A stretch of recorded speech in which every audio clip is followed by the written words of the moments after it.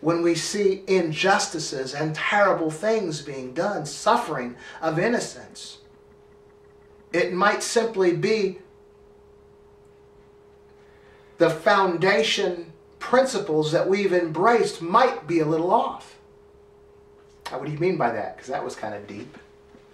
When we look at eternity, and we consider ourselves, especially many religious folks, consider ourselves to be eternal beings. And then maybe even atheist folks or people that are not religious understand energy, how energy, never dies. It just takes different forms. And so from a religious perspective, it's simply that we are eternal beings, okay? And we transcend this particular reality of existence to another form of existence. That we put so much stock into this particular existence, we find things totally unfair and unreasonable. Why people suffer, why people have to suffer and go through what they go through, okay? But from a God's perspective, possibly, and I'm giving you this to consider, is when you consider eternity, you never die. Now, we have embraced hell and all these tortures and all these terrible things. So, and anybody that doesn't believe like we do, that's where they're going. But just suppose some of our foundation principles are wrong. And there is a point to everything that goes on here simply as we are transcending to the next phase of our existence. We are on planet Earth for a very short time. And so take the example of, say, Martin Luther King. A man killed, gunned down at a very young age. But a man that was used at a particular segment of time in American history and then trickled into the other countries and other nations as well. He was used tremendously to impact humanity for a particular point in time. And as believers, we believe he transcended into another form of existence, heaven, whatever you want to see it as. I guess the point I'm making is whether Martin Luther King lived to be in his 30s, or whether he lived to be in his 70s, or whether he lived to be 120, or whether he lived to be 3 years old. When you compare any of those ages to eternity, it was all a drop in the bucket, a speck, a fraction of a fraction compared to eternity. So part of when we see things as being unfair and not right, as maybe the suffering of a child or the suffering of a person, when you compare that moment in time compared to the eternity that this individual will be existing in, it was really no time at all. And so from a God's perspective, maybe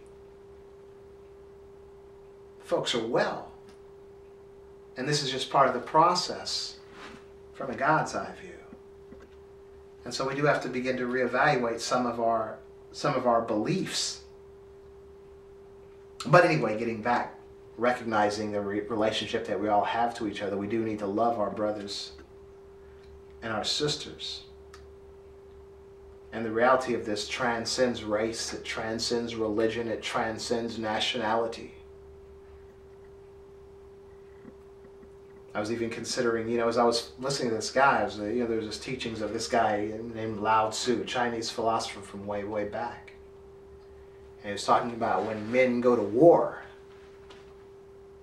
how it isn't a gleeful thing, and it should be treated even like as a funeral, simply because it just means that we haven't got it yet. We haven't embraced or understood the brotherhood that we are all living in, that we are all related to each other. And I believe this is simply what Jesus is telling us, even to love our fellow human beings. Because we are related. And if we don't understand it, just obey what Jesus said and we'll be all right. Love your enemy, right? Why else would you love your enemy? Now you could see your brother or your sister, your blood brother, your blood sister, who you really love and you really care for, and say they're angry with you and they hate you and despise you, but you still love them. And so your brother comes at you in venom, and he's your enemy. But you're still going to love your brother. Because that's your brother. And if he doesn't even understand the relationship that you have, the love that you have for him, you understand. So it's not even a point of what he feels about you. You still love him. Even if he's your enemy, you're still going to love him. And then if your brother, you know, your flesh and blood brother who you love, but he hates you and he's hungry, are you not going to feed him because he hates you? No, you're going to feed him because he's your brother and you love him, right? If he's thirsty and he's dying of thirst, you know, but because he hates you, but you love him and he's your brother, are you going to let him die of thirst because he hates you?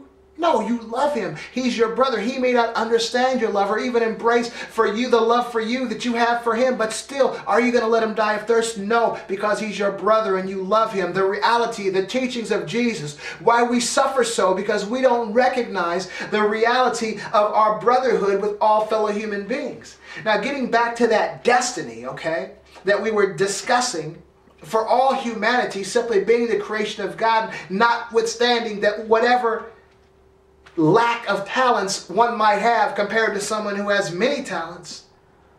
What I see again as this light is shining into my face right here is I see that the Creator, the Source, has a particular path that each of us were to follow. And to me it's sort of like a light that's shining.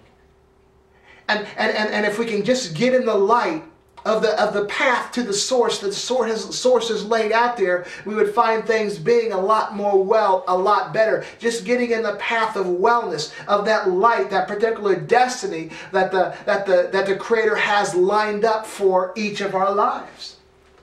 The problem is it's very difficult to find that light, because even of our value system and the things that we have embraced simply because of what we've been taught, what we've been exposed to, what we've been brought up to believe. And so it's very difficult to find our way, because from the time we are children, it's like we come into this world, you know, as Jesus said, you know, such is the kingdom of heaven, you know, carefree, you know, and well, and just being happy. But as we're beginning to be groomed and raised and educated and brought up, it's like we're being blinded, okay? So we're blinded from the light. We don't see that light. We don't see that light of goodness. There is no racism in children. There is no hate in children. There is no animosity toward each other in children. They learn that from us. As they grow older, we blind them. We blind them, and they no longer see the light. That light, such is the kingdom of heaven.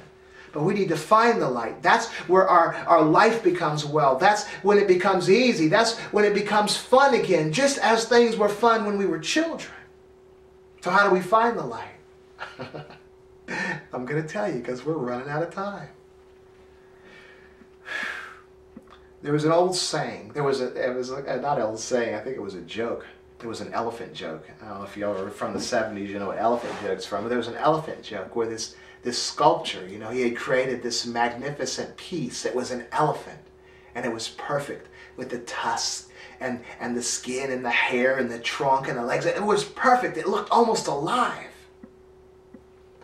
And this person was looking at this work of art, and he goes to the sculptor and he says, "That's amazing. This is such a great work of art. How did you make it so lifelike? How did you make it look like this?" And the sculptor said it was easy. He said, "I just chipped away everything that doesn't look like an elephant." Elephant joke. How did you make this elephant, this piece of rock, so lifelike, looking like an elephant? I just chipped away everything that didn't look like an elephant. I know that's impossible really for a sculptor, but it's not in finding your way to the light. You know, it's hard to know what the light looks like. It's hard to know what the destiny is for each of our lives. This is what our fathers should have told us. This is what their fathers should have told him, their fathers, all the way back, but it hasn't happened. Because we're jacked up, we're messed up, and we've lost our way. But the way you find your way to the light is to begin to cut away everything that doesn't look like the light. And it's really not all that much. Look what Jesus said. And we look at all these laws and all these rules and all these regulations and all these things that we're supposed to do in whatever religion we are, but look at Jesus. Look what Jesus said. He said, I've done all the laws, you know, that God set forth, but these are the two laws that I'm giving you. Love God with all of your heart and love each other. And as we've begun to understand, you can't love God unless you love that which God loves, and that's each other. Now that's very difficult because it's very difficult to love everybody. This is what we need to be praying for.